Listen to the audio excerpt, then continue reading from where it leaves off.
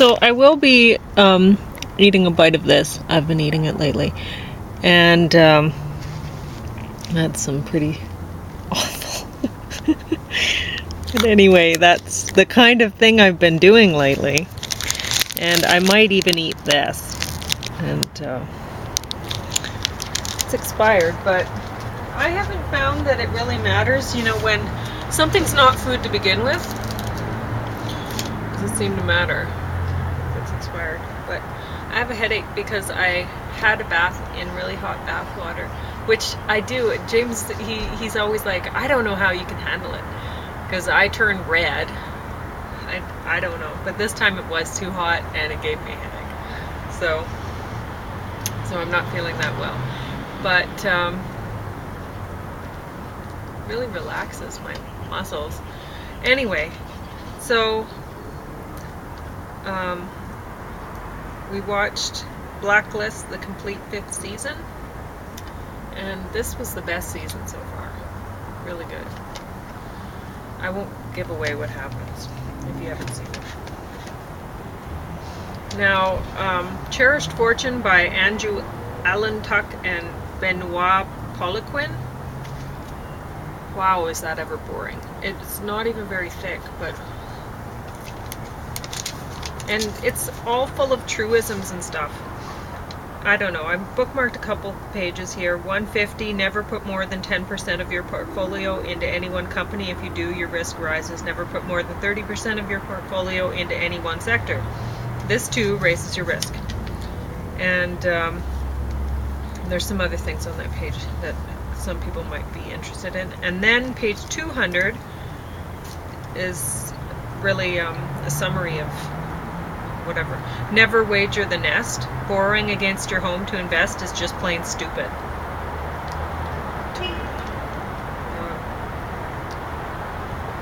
Anyway, but boy, I'm just not into that sort of thing. Reading about that, boring as can be. Anyway, Jaws, the story of a hidden epidemic, by Sandra Kahn and Paul R. Ehrlich. I guess that would be. I'll just set it up there so you can look at it. Nope. Yep. Okay. So, page 2, malocclusion is often accompanied by mouth breathing, small jaws, and crowded, ill-aligned teeth. U.S. 1998, 1/5 population has significant malocclusion. Sweden 2007, 1/3 of population in real need of orthodontic treatment. 3, more than 10% of children may now have jaw-related, potentially dangerous, interrupted breathing at night. Brazil, 55% of 23,596 children aged 3 to 9 were mouth breathers, not breeders. Don't breathe with their mouth. That would be interesting. 7. The gummy smiles caused by the Jaws epidemic come with interrupted breathing during sleep. The stress of poor sleep lead to heart disease, eczema, lowered IQ, depression, ADHD, and perhaps Alzheimer's. 9. Hunter-gathered ancestors had spacious jaws, including space for the wisdom teeth at the back. 19. Food must require a lot of chewing. When not eating or speaking, the mouth should be closed with teeth in light contact and the tongue resting on the roof of the mouth, palate. 21. When baby was off the nipple after feeding, the North American mother would close the infant's lips with her fingers. 25. Significant increase in both the prevalence of and severity of malocclusions during the last 400-700 years.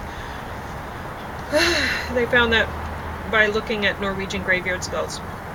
31. We speculate that the big jump in dining on soft foods and malocclusion started in the 19th century. That's when the meat grinder was invented and hamburgers became a staple.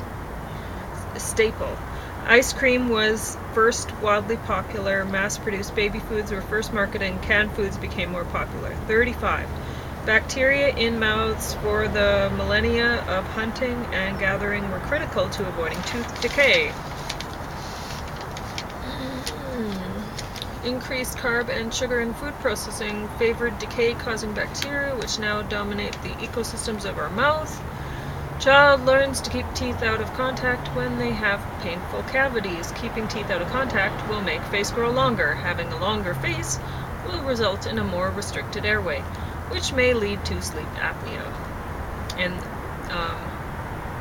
they were saying that this tongue, when it's up there, and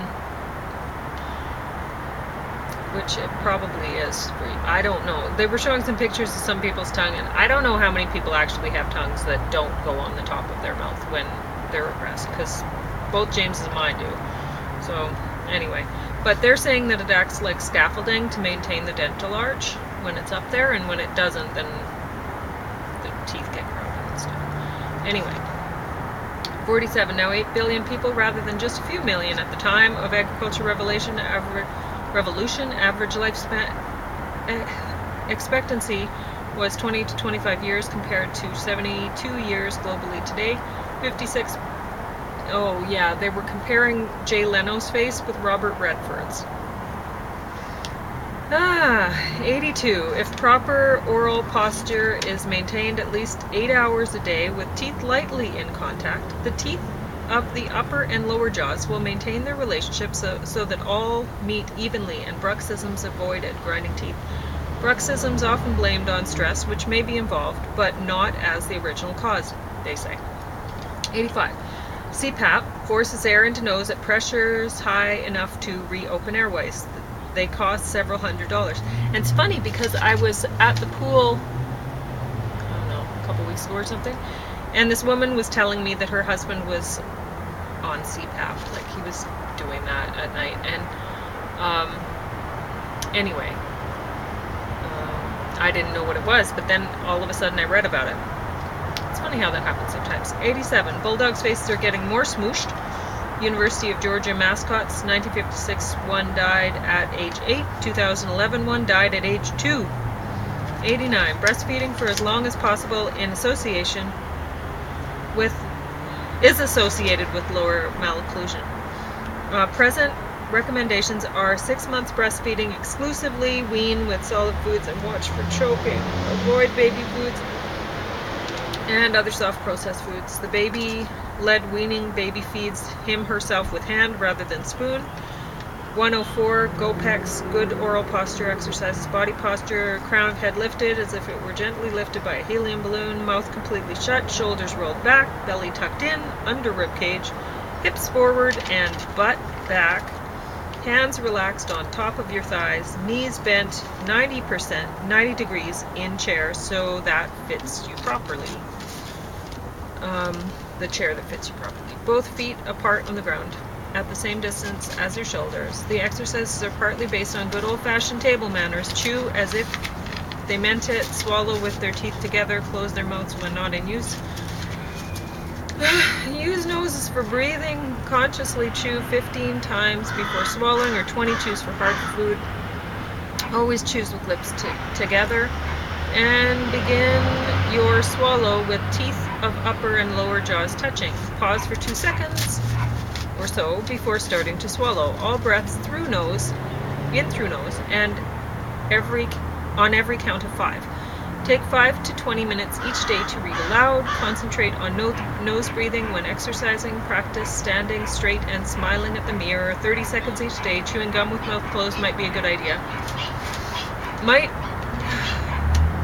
breathing aids give more prominent cheekbones, bigger smile, decreased expression lines and wrinkles, straighter teeth, better facial symmetry, relief of some facial pain symptoms, symptom relief of some mild and breathing disorders, better face. Breastfeed at least 1 year exclusively for 6 months. Avoid bottle feeding. Don't use pacifier until weaning's complete. Teach children to keep mouths closed when not eating or talking. Pinch a nursing infant's lips closed for a few seconds after feeding. Wean onto chewing foods. Watch for choking. Thorough chewing. Use tough chewing gum. Avoid most commercial baby foods. Watch kids sleep. Mouth breathing. Disturb slumber. Treat any signs of stuffy nose or snoring promptly. Might be allergies. Thorough hand washing to limit nose cold transmission. Sanitary procedures at child care. Oh, you forgot a fork. Yeah. Baby's posture while transporting. Pay attention to that. Limit slouching and head forward postures over computers. Forward Dontics, developed by John Mew, prevents malocclusion. By guiding growth from an early age, restoring the patterns of chewing, pressures, and resting posture. Impacts on muscles and bone, typical of traditional human societies. Keep mouth closed. Orthodontics cost $6,000 US in 2015. Forwardontics, orthotropics, cost $15,000 US in 2015. So it's very expensive. And now this is my review of it. I wish I didn't have this headache from bathing in too hot water. Anyway,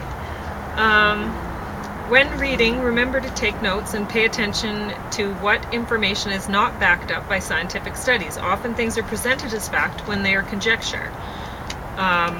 Page 31, they did say that the suggestion that hamburgers, ice cream, canned food beginning in the 19th century causing a big jump in the malocclusion epidemic is pure speculation. Also mass-produced baby food. So they didn't state that as fact. They just speculated on that. So anyway, page 89, they advise people to breastfeed as long as possible and then wean with solid foods. They suggest people avoid baby foods and other soft processed foods. They have a picture in there of a baby with a great big carrot in his hand. And, like, what's it gonna do with that? I guess it's like a pacifier, but honestly, what'll happen is this, you know, like throwing it. Yeah. Because babies like to do that. Anyway. This seems crazy to me. Before Heinz started canning baby food, women would have been using a strainer or mashing raw or cooked vegetables or fruit up for their babies. The food would have been mashed up with a mortar and pestle, or even a couple rocks in prehistoric times. No sane mother would go straight from breast milk to solid food. Why would you do that? No one would. If anything, you would. If you were a mother, you would chew up your food and spit it in the baby's mouth. Seriously, it seems disgusting, but you don't want your baby to choke. You've put a lot of work into raising this baby. And mamas love their babies. Yep. Page 82. They claim that bruxism is not originally caused by stress, but that improper oral posture during the day is. I know that bruxism is caused entirely by stress. I suffered with that when I was in my early 20s. So anyway, I'll talk about that. It may be that if a person maintains proper oral posture for 8 hours each day, the bruxism is avoided, but people who are really stressed out aren't holding their mouths properly during the day. When I was in my early 20s, I was living in Calgary and under a lot of stress. I was living in the heart of the city. I was next door to an insane man who lived in a garage which stank of human waste. I don't think he had plumbing in the garage. One Christmas, he chopped up a frozen turkey with an axe in the backyard. My downstairs neighbors insisted on going through my mail for me. That was lovely. I couldn't convince them not to. You mean like opening up the envelopes too? They weren't opening up the envelopes, but they kept. I don't know because I don't know if some of it came to me because they'd bring it to me, and I was sorted. Like, huh? Sorted. Yeah, they'd sort it out for me, but they'd bring it to me, and then the man would be like, you know, I collect stamps, and he liked my stamps. But no, they just he licked the stamps, or he liked them? He liked them. Oh, okay. Anyway, it sounds pretty intrusive. It's terrible. Wow. Well, he came right into my place one day. Okay. Yep. A little too close in person. Anyway, I was chased almost a block by a man who was quickly gaining on me one evening. Luckily, a couple people rounded around the corner. I pretended to know them. Like I said, oh, I'm so glad you guys are here, or whatever. And I was just talking with them, and they played along, luckily. And the guy went off, but boy, terrible. I shouldn't have been out at night in downtown Calgary. Man was found murdered on the front step of my ex-boyfriend's workplace, only a few blocks from my home. One morning when he went into work, and there was so much more stress, too much to enumerate. Well, anyway, at the time, I was clenching my teeth during the day. and grinding them at night. Even though I was conscious of the clenching during the day, I couldn't stop myself from doing it. I wore a mouthguard while sleeping for a few years. Once I moved to a smaller city in southern Alberta, right here, I noticed that I wasn't clenching my teeth during the day anymore, so I stopped wearing the mouthguard, and I haven't had issues with bruxism since, and I never had them before. Not quite. Not much of an advertisement for living in Calgary. It's horrible. Well, I know. I lived there too. It seems that everyone wants to blame carbs for everything these days. I don't think sugar and processed foods are healthy foods, but I wonder if the increase in malocclusion incidence might be entirely due to stress, not food choices. The authors suggested that parents press the lips of their infant shut after nursing, as Native American mothers did, to train the infant to keep their mouths closed when not feeding. This sounds reasonable to me. Why not pay attention to other infant care practices of Native American women or other hunter-gatherer groups around the world? Have you ever noticed that many women of other cultures tend to be in almost constant contact with their infants? They'll often wear them, like with a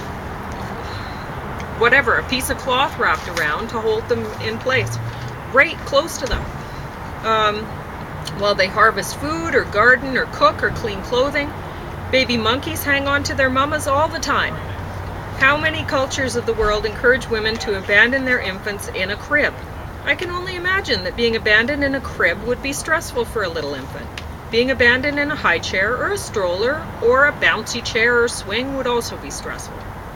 Infants benefit by touch. Scientific studies have been done. Scientists notice this is true of premature human babies who used to be kept in an incubator without any human touch. Now volunteers massage the tiny babies while they're in the incubator. Scientists noted the importance of mother's touch when they studied poor little rhesus monkeys' babies with fake moms. You've seen those rhesus monkey babies. It's so sad. It would probably be stressful for an infant to drink formula rather than breast milk. It would probably be stressful for an infant to drink microwaved breast milk that a mom pumped from her breasts and put in bottles in the fridge for her stay-at-home husband or nanny to feed her infant. I'm almost positive that it is stress that is entirely to blame for this malocclusion epidemic. A stressed mother would even pass stress hormones to her infant through her breast milk or her fetus while she's pregnant. The obvious cause of the malocclusion epidemic seems clear to me, and it's not a high-carb diet, but any foods which promote stress in the body must make matters worse. It's currently accepted that one is supposed to breathe in through the nose and out through either the nose or mouth. It's believed that breathing in through the mouth increases stress. When we are stressed, we tend to either breathe in through our mouths or hold our breath. Therefore, I suspect that infants who breathe through their mouths are stressed out. The open mouth is simply a symptom of the stress. Now, I did find this book useful. It got me thinking, so that's valuable. I don't think the authors did a good job researching or presenting the topic. If I were going to become pregnant or nurse an infant, I'd want to take every measure to reduce my own stress and that of my infant. Mother's meditation and yoga classes and touch therapy for the infant are likely the best preventative medicine for malocclusion and mouth breathing, as far as I'm concerned. So there's my review of that book. And you may have noticed while I was reading, I read a lot and then I go, and it's a stress thing, right? That's what people do when they're stressed out, is they breathe in through their mouth. It's just what they do. It's true. Anyway. You notice I'm not stressed out. No? just breathing someone else. And I was going to mention. I'm almost breathing someone else when I'm talking. So. This quinoa tabbouleh sort of salad from... It's not bad. Yeah, it's okay. I put some cooked red beans in with it to bean it up a little bit more. There we go. And when there was some fried onions on it, that was maybe one reason why I like it. Yeah, it's awesome. Anyway, really, I noticed when I was chewing it that I take 20 times at least to chew each bite. Well, that's more than what I do. I thought I was, I thought I was careful about that. I was going to say compulsive, but I don't think it is. I think it's a good idea slow down the swallowing process, Hmm. amp up the chewing process. I wasn't counting there, so I don't know how much it was. But anyway, what I'm trying to say is that this tabbouleh, although it's made with quinoa, not couscous, and it has lots of beans in it, but It's got to be better than with the It's- couscous, right? I mean, I don't really understand what people are eating that they're not chewing. Because this requires quite a bit of chewing to eat it, and most people would say it's high carb. They're eating stuff like this, though. I think that would pretty much maybe two chews, and you'd swallow that. There's not much incentive.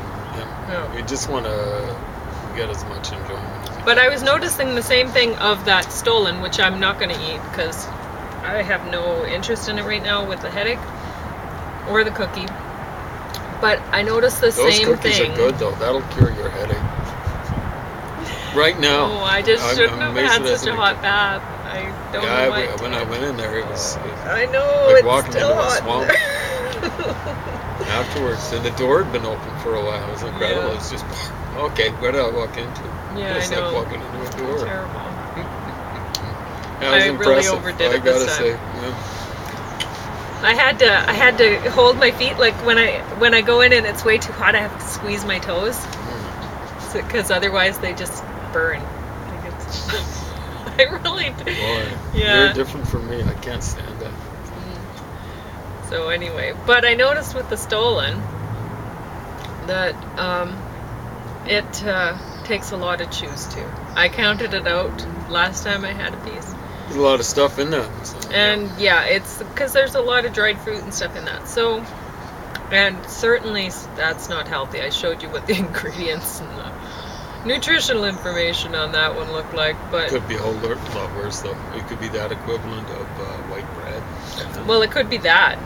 James is having a very beautiful Boston cream cake that It's someone gave us. awesome. Yeah. I've heard of Boston cream pies, but never Boston cream cake. It's got to be a whole lot better than the pies. Yeah. I never was a big beautiful. fan of the pies. This looks good. I like the.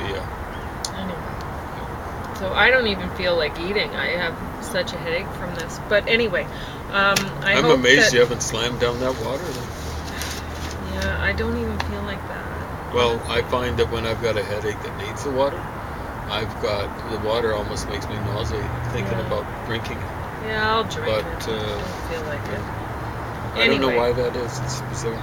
Those cookies, though, those mint cookies, those They're not worked. mint. They're green tea. Oh, green tea, I should say. Those actually worked. I thought that I they. tried one of them today. They come two to a bag. Yeah, so I was eating in the class the other day, Yeah. and I thought, oh, I'm going to be they're going to hear the sound of snapping and snarfling, right? I don't think, I had to restrain myself from making dog eating sounds. Good. Anyway, that's that. That's enough for me today. Did this get open? I opened it. I Oh, ate no. one earlier. I just want to